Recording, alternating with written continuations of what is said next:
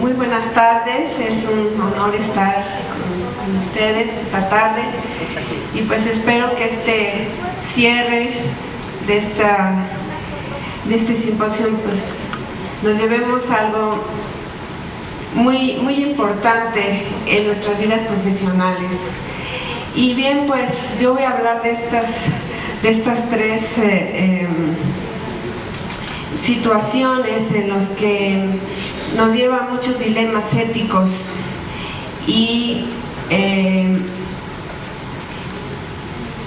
nos preguntamos siempre que el valor y el cuidado de la vida humana, ¿a qué se refiere?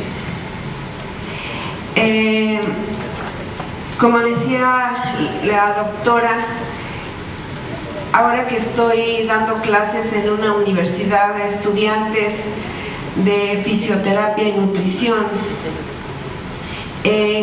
y precisamente les estoy dando el tema, la materia de bioética y profesionalismo, bueno, pues es tan importante ver cómo estos chicos que están por salir a cuidar a los pacientes, atenderlos, puedan tener estas bases éticas. Es muy importante sensibilizar desde las universidades a los profesionistas de la salud. Entonces, este valor del cuidado de la vida humana, ¿hasta dónde como profesionales de la salud estamos obligados a hacerlo? Y hay muchos dilemas médicos y bioéticos con respecto a estos tres puntos que vamos a tratar en esta tarde. Bien, vamos a comenzar entonces con la eutanasia, pero quisiera solamente comentarles que todos nosotros fuimos educados para ganar, no fuimos educados para perder. Desde chicos se nos dijo: tienes que ser el mejor estudiante, el mejor hijo.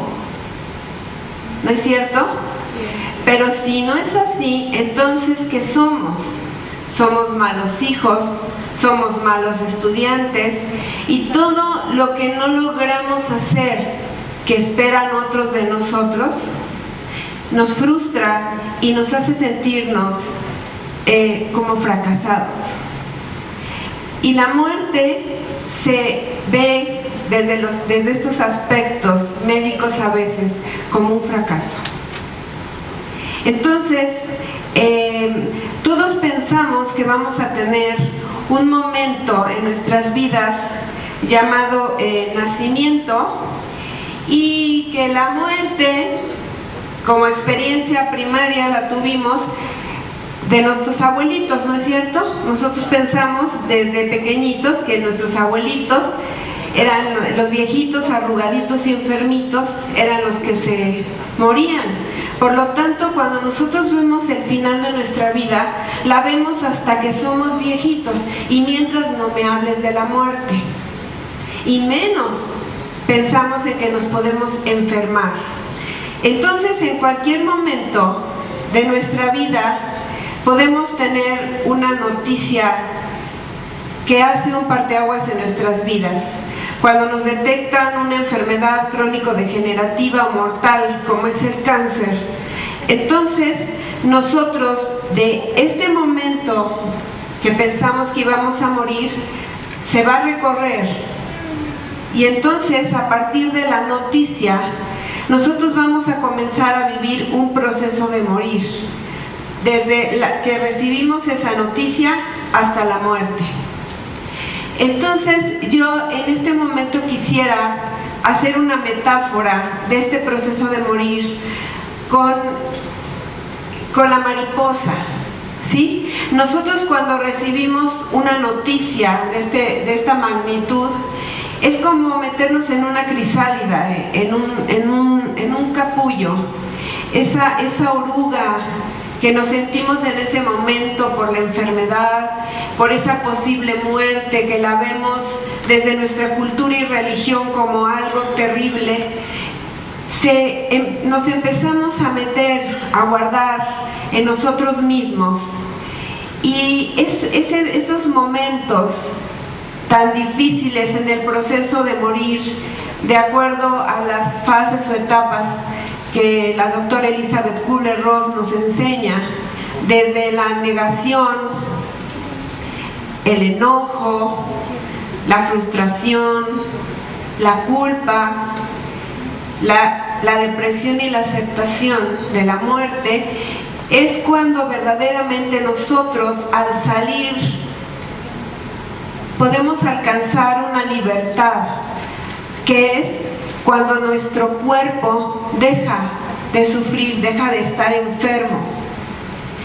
Pero, ¿qué podemos hacer nosotros como equipo de salud para ayudar a estas personas en esa transformación? Vamos a ver entonces qué pasa, ¿sí? Generalmente nosotros, cuando observamos a un paciente, lo observamos desde su dimensión física, ¿sí? Pues tiene tal enfermedad, viene en tales condiciones, muchas veces con ciertos olores, con cierta predisposición, etcétera, etcétera. Y nosotros nos quedamos con eso y desde ahí los tratamos. Pero, ¿qué pasa con su parte psicosocial, con lo que piensa, con lo que siente? ¿Cómo actúa? ¿Cómo es su entorno social? ¿Cuáles son los factores que están en ese momento influyendo en el paciente? ¿Sí? Y resulta que esta parte espiritual, muy poco conocida, muy poco trabajada, es lo que en la actualidad está dando las pautas para que esa transformación en nosotros, en todas las personas, se dé. El doctor Viktor Frankl, fundador de la logoterapia, decía que el espíritu del hombre no enferma y no muere. Es el mejor recurso que podemos tener para ayudar a un paciente. Y la espiritualidad no es la religiosidad. Es una cosa muy diferente. Son recursos internos que están en nuestra propia esencia de ser y que nos dé esa fuerza y esa pulsión de vida para poder vivir y para poder transformarnos a partir de la enfermedad, del sufrimiento y de la muerte. Les voy a compartir este pequeño video. Yo creo que muchos de ustedes ya vieron esta película. Vamos a ver.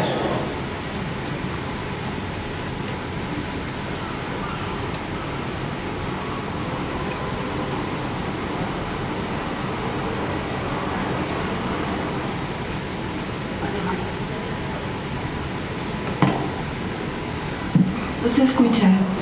Bueno, quiero morir porque la vida para mí en este estado, la vida así no es digna. Y yo entiendo que otros tetraplégicos puedan sentirse ofendidos cuando yo digo que la vida así no es digna. Pero es que yo no juzgo a nadie, ¿no? ¿Y quién soy yo para juzgar a los que quieren vivir? Por eso pido que no se me juzgue ni a mí ni a la persona que me presta la ayuda necesaria para morir. ¿Tú crees que alguien te va a ayudar? Bueno, eso dependerá de los que manejan el votar. Dependerá de que ellos vean tan su miedo. Que no se me levanta. Si la muerte siempre ha estado ahí y siempre estará. Y al final nos toca a todos. A todos. Si forma parte de nosotros. Entonces, ¿por qué se escandalizan? Porque yo digo que me quiero morir, ¿no? Como si fuera algo contagioso. Si finalmente vamos a juicio, te preguntarán que por qué no buscas una alternativa a tu incapacidad. ¿Por qué rechazas, por ejemplo, la silla de ruedas? Aceptar la silla de ruedas sería como aceptar migajas de lo que fue mi libertad.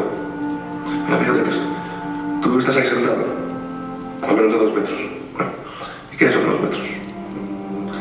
Un recorrido insignificante para cualquier ser humano. Bueno, pues para mí, esos 2 metros necesario para poder llegar hasta ti y poder siquiera tocarte. Es un viaje imposible. Es una quimera. Es un sueño. Por eso quiero morir. No te gusta mirar el pasado, ¿verdad? Está claro. Yo miro hacia el futuro. ¿Qué es el futuro para ti? La muerte. Cuando me apetece, me concentro. Y doy un paso hasta el mar. No vivo nada. Me imagino que el mar significa mucho para ti, ¿verdad? Bueno, el mar me dio la vida y después yo la quito. No sé si eso significa algo.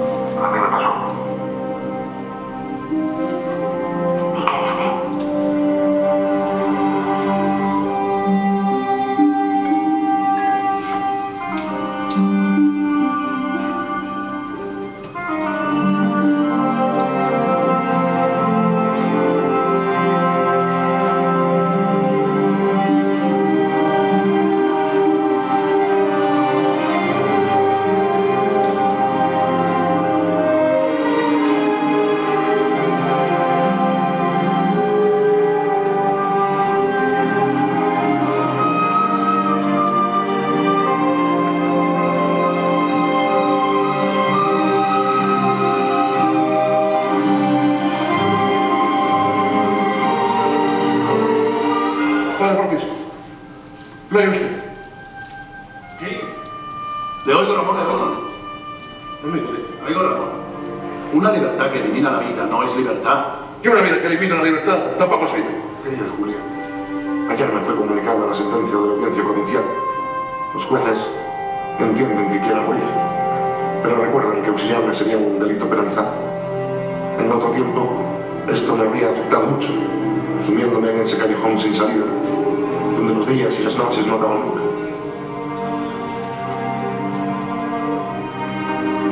Dios, hola.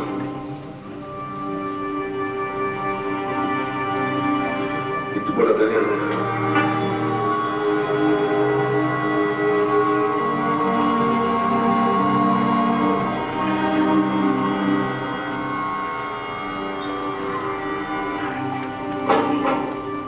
Cierra solo la puerta, chaval.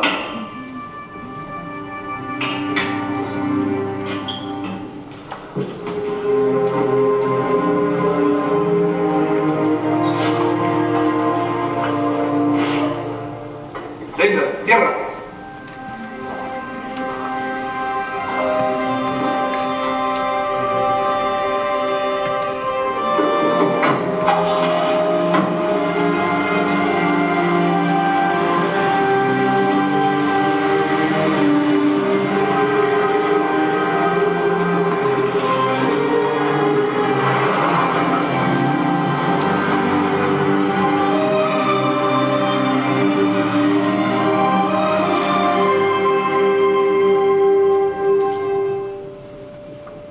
Si es verdad que hay vida después de la muerte.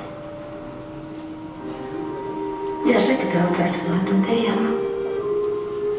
Pero, por favor, mándame una señal. Una señal. Que sea. Yo nunca le tuve miedo a los espíritus.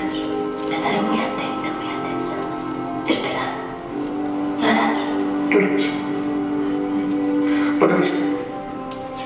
Lo que pasa es que, entre tú y yo creo que después de morir, no hay nada. Es igual que antes de nacer. Nada. No me olvides una cosa. Yo voy a estar en tus sueños. Voy a venir por la noche a tu cama. Y vamos a hacer el amor. Y por si no te lo digo en tus sueños, te lo digo ahora. Gracias. De todo corazón. Gracias.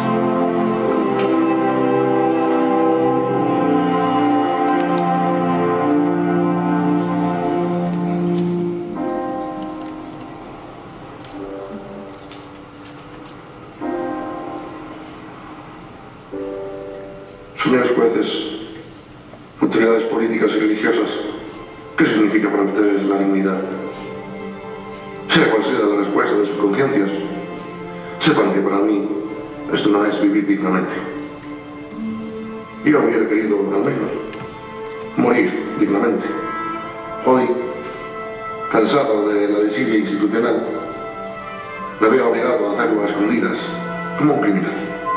Deben ustedes saber que el proceso que conducirá a mi muerte fue escrupulosamente dividido en pequeñas acciones que no constituyen un delito en sí mismas y que han sido llevadas a cabo por diferentes manos amigas. Si aún así el Estado insiste en castigar a mis cooperadores, yo les aconsejo que les sean cortadas las manos, porque eso es lo único que aportaron. La cabeza, es decir, la conciencia, la puse yo. Como pueden ver, a mi lado tengo un vaso de agua conteniendo una dosis de cianuro potásico. Cuando lo beba, habré dejado de existir, renunciando a mi bien más preciado, mi cuerpo. Considero que vivir es un derecho, no una obligación, como ha sido en mi caso. Obligado a soportar esta penosa situación durante 28 años, 4 meses y algunos días. Pasado este tiempo, hago balance del camino recorrido y no me salen las cuentas de la felicidad. Solo el tiempo que discurrió contra mi voluntad durante casi toda mi vida será a partir de ahora mi aliado. Solo el tiempo y la evolución de las conciencias decidirán algún día si mi petición era razonable o no.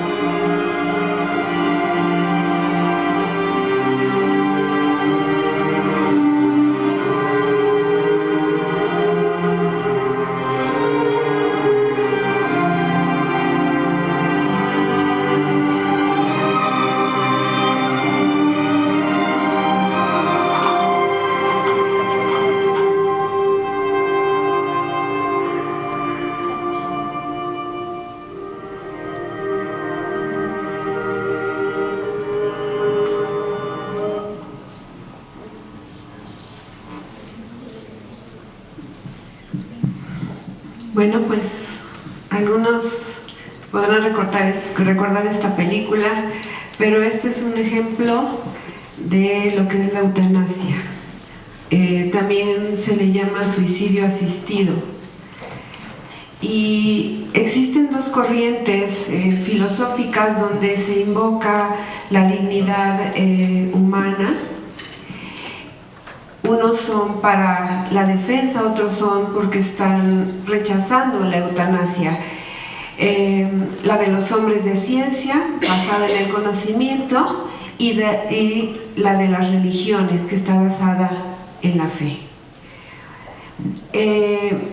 Los que están a favor dicen que la dignidad humana consiste en defender y a poner en claro que los principios médicos de curar y aliviar, como comentaba la doctora, son muy importantes y deben de tomarse en cuenta en la actualidad, cosa que se está dejando a un lado.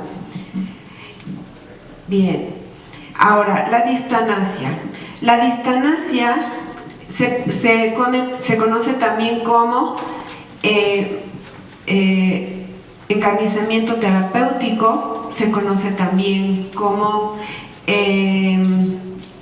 una parte de obstinación médica y ensañamiento terapéutico. El doctor Humberto Arenas dice: vivir es mucho más que respirar.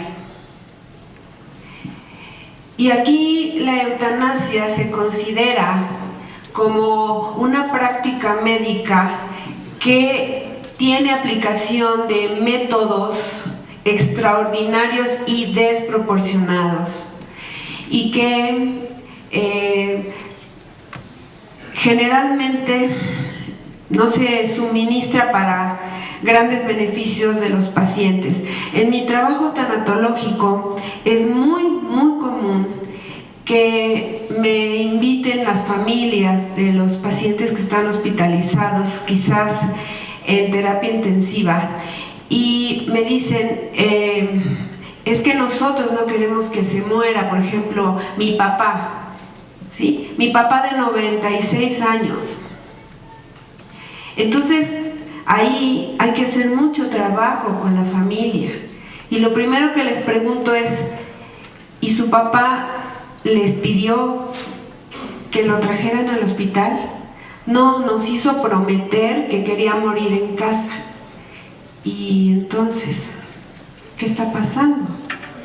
¿Verdad? Entonces, muchas veces, una parte por los médicos, otra parte por los familiares, en ese deseo de no morir, se hacen hacia los pacientes este tipo de intervenciones que no los van a curar, tampoco les van a dar calidad de vida, pero los van a mantener de alguna manera vivos, entre comillas. Ese es un dilema también, porque finalmente cada caso es único.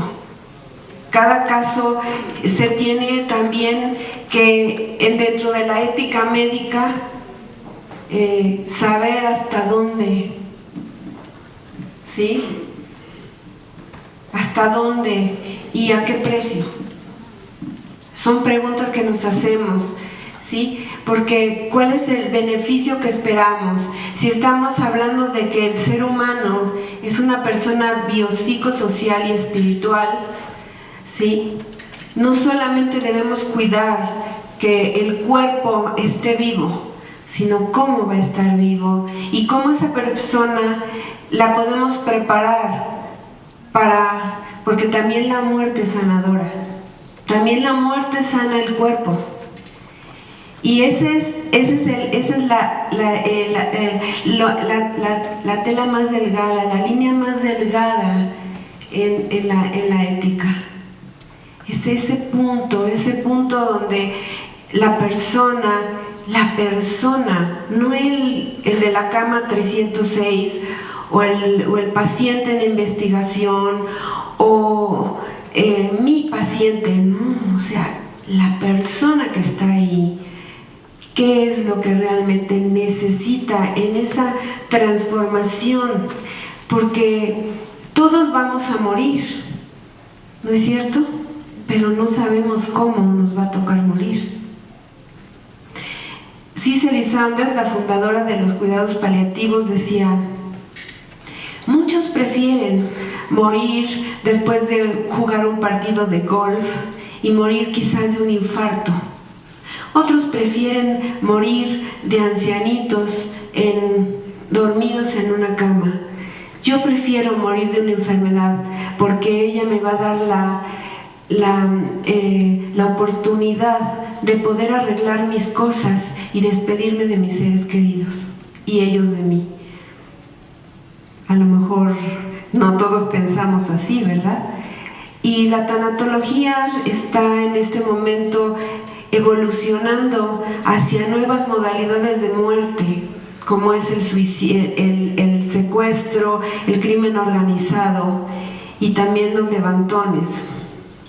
Entonces, estamos todos expuestos en cualquier momento a morir de alguna forma.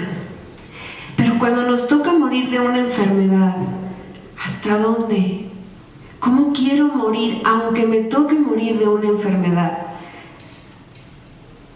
Por eso es importante platicarlo con la familia. ¿Qué quiero y qué no quiero que me hagan? ¿Sí? Es que si cae en paro, no, reanímelo las veces que sea necesario. ¿Eso quería el paciente? ¿Eso lo hubiera deseado? Son preguntas, son dilemas que de verdad son muy difíciles, porque todo este tipo de decisiones tienen que ver con el tiempo. ¿Ok? Bien, la ortotanasia. La ortotanasia tiene que ver con nosotros, con el equipo multidisciplinario de atención al paciente y a la familia. Ya no estamos solos, ya no solamente son los médicos, las enfermeras, trabajo social, también estamos los psicólogos, los tanatólogos, que podemos acompañar en estas decisiones éticas tan difíciles, ¿sí?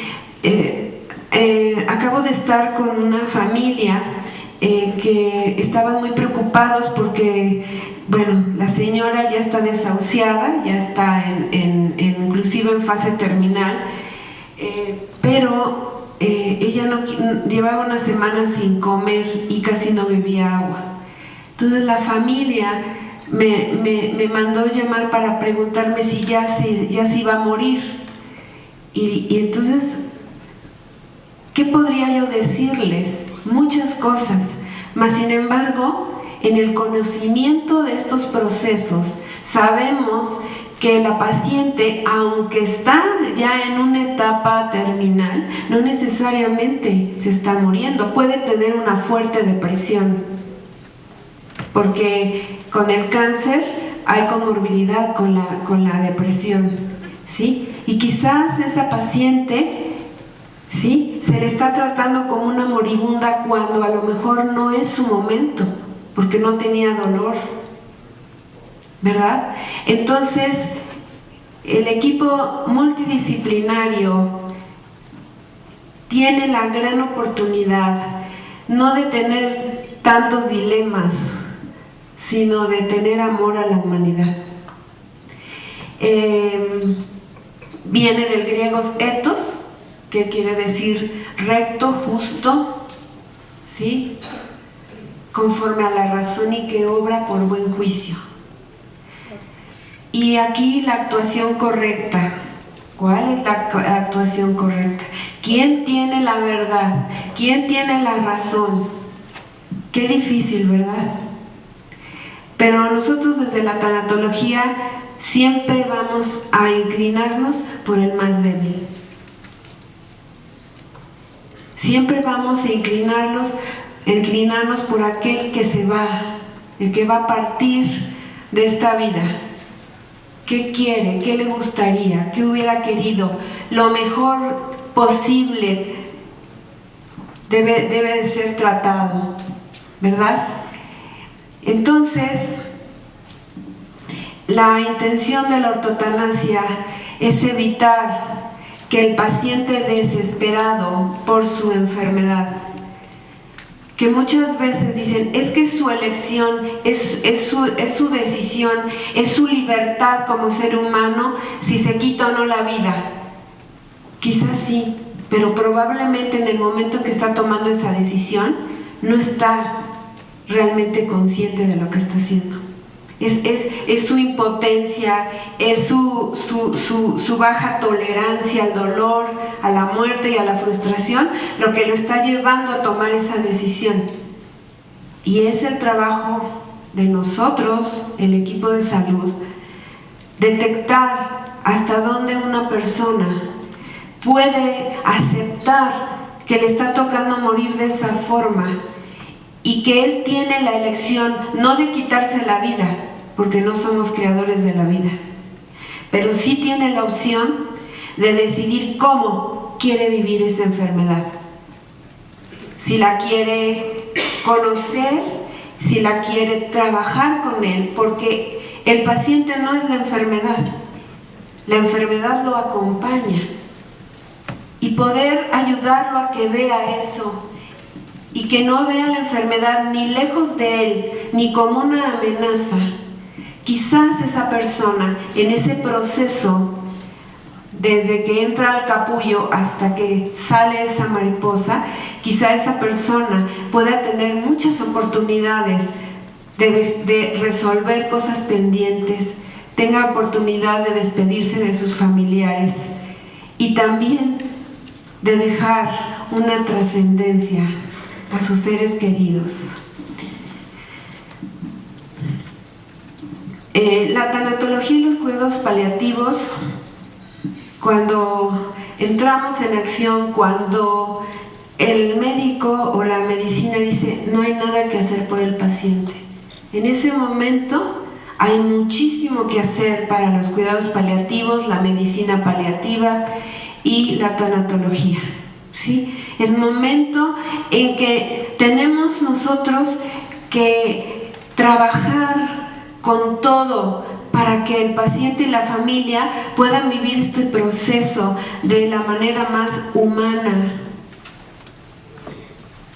posible.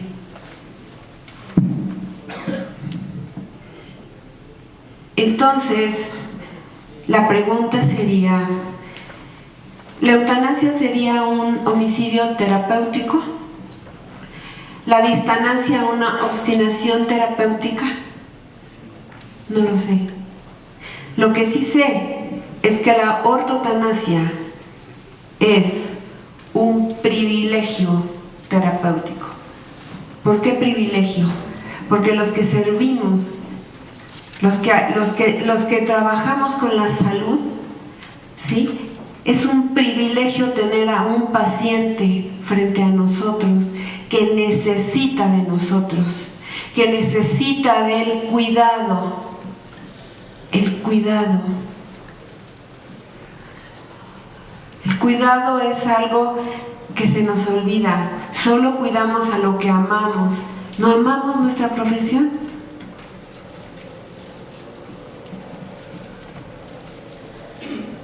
Esta es una reflexión de la doctora Elizabeth Kubler-Ross.